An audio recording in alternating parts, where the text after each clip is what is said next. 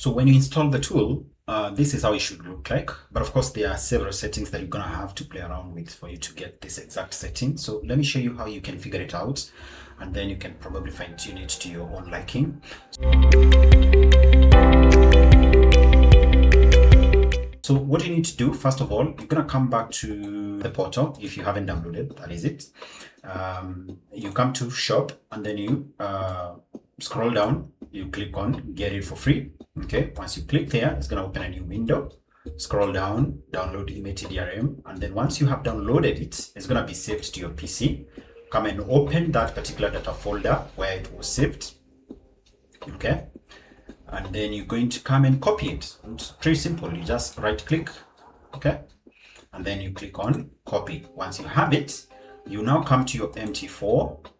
Okay, once you come to MT4, click on file, then you open your data folder, right? Then once you open data folder, it's going to pop up a new window, all right? And then you're going to come to MQL4, right? MQL4, and then you open experts, and then you paste it right here. Just right click, all right, right click, and then click on paste. And once you do that, you have it now in your MT4. So then you come and click on this particular icon right there, highlight on one of these tools, right click, and then refresh. Once you refresh, you're going to have the tool listed under expert advices. Now, for you to get the exact setting, let me remove mine so that we can do it together. All right. Then what you need to do is double click. Once you double click, it's going to open this new window. Click on common and enable all these particular options. Okay, just enable all of them like that. Then click on inputs, and then you're going to leave this particular section as it is. Just don't interfere with it as it is. Then auto trade, switch it to false, because it has an inbuilt strategy, can end up executing trades that do not necessarily match what we want to take. So then here you're going to put the assets that you want to trade. So if you're trading maybe NAS 100 or maybe something called US 100, you can trade NAS 100.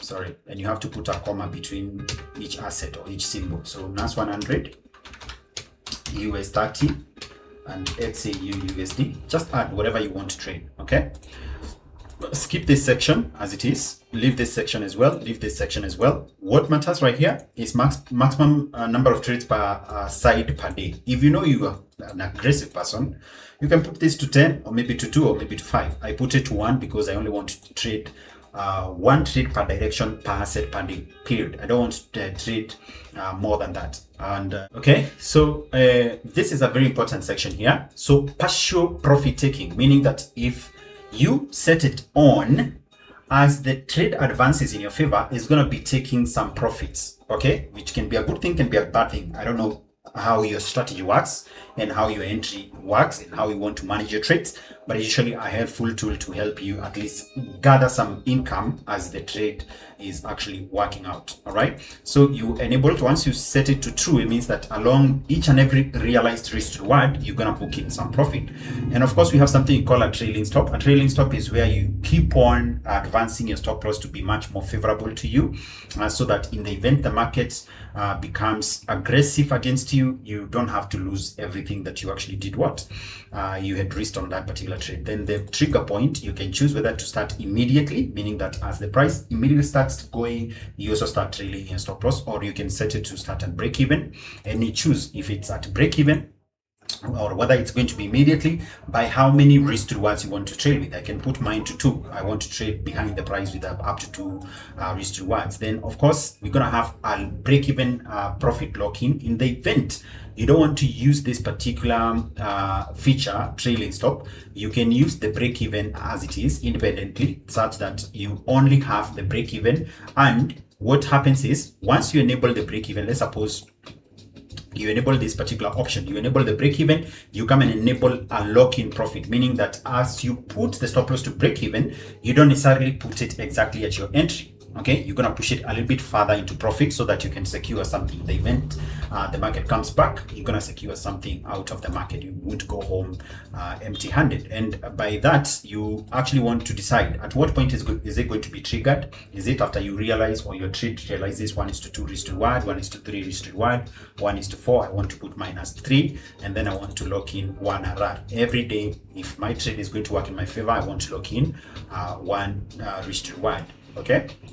Then the portfolio manager, and this is an important one, is where once you identify a very nice trade and you want to now maximize that particular opportunity, at the point the price reaches 1:2 risk reward, that trade most likely has already validated itself and it has proven itself.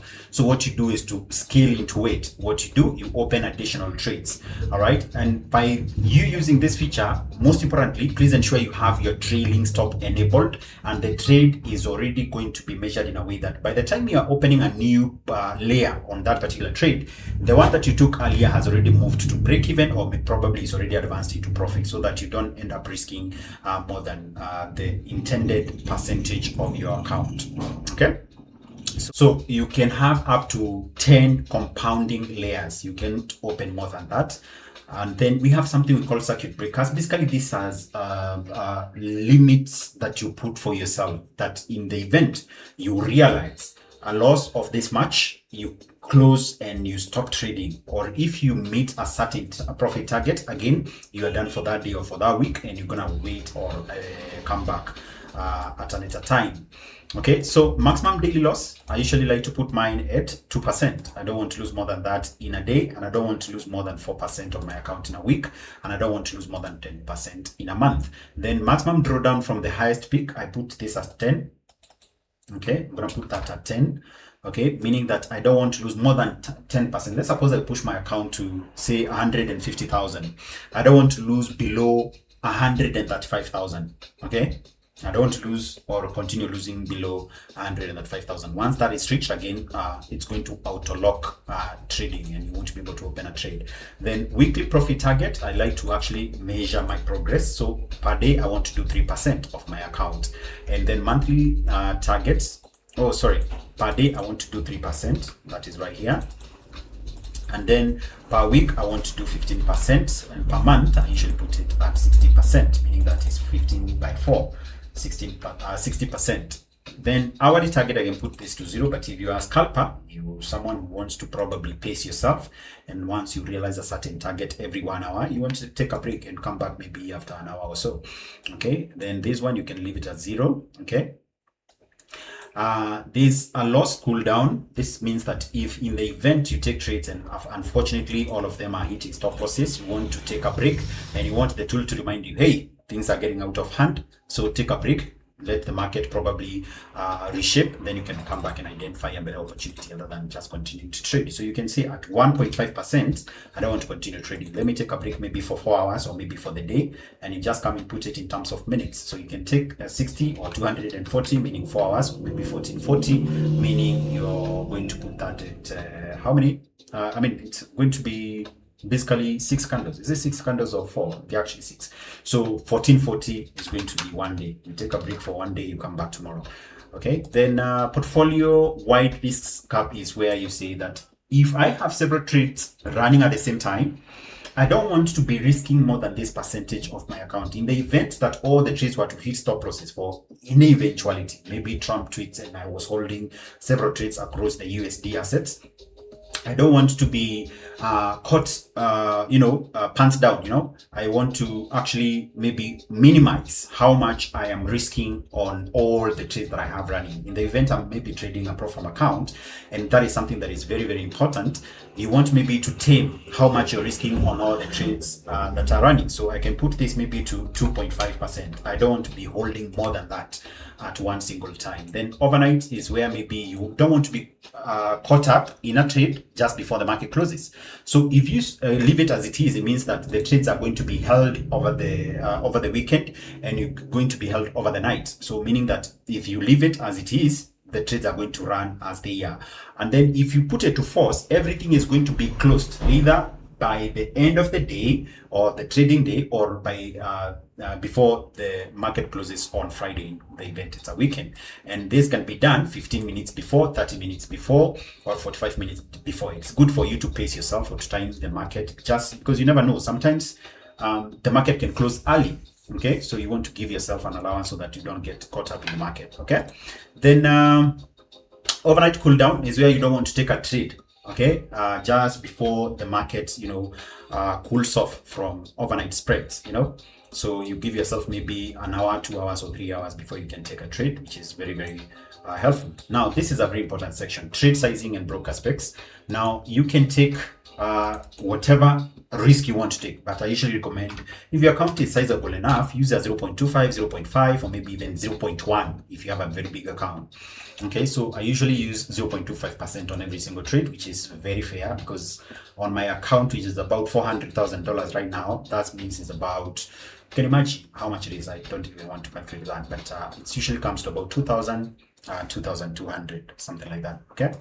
Then max spreads, you can leave it as it is. It's not going to affect your account. But most importantly, is this section right here on chart dashboard.